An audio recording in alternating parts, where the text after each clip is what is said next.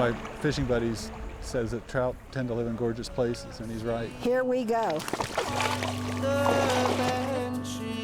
And with the passing of the seasons, the Dahlia Man will ready for another summer day. Yeah, I like doing stuff that people don't think I can do.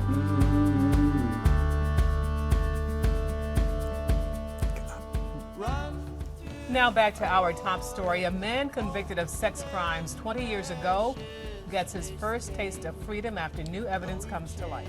Back in August, Michael was exonerated after some 2 decades. You know, all the people that he's helped over these years that maybe they'll show their faces back up. All gone.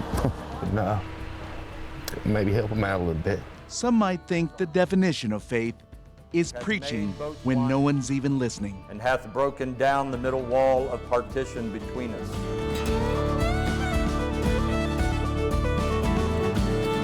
Faith for the eyes. Perfect. It's just so special to see. Thank you, Jenny. You're welcome, Logan.